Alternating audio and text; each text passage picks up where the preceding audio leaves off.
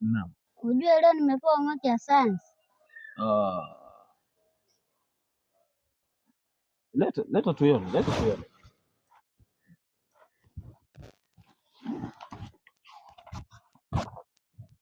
Swali la kwanza linasema hivi.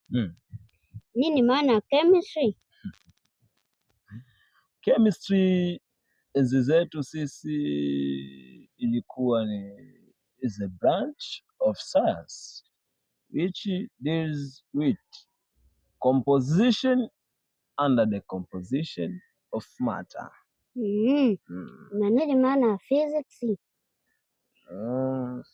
Physics is a branch of science which deals with matter in relation to energy. Yani tuna ile branch mtawi, yani branch mtawi la sayansi, umeelewa? Yeah. Composition under the composition.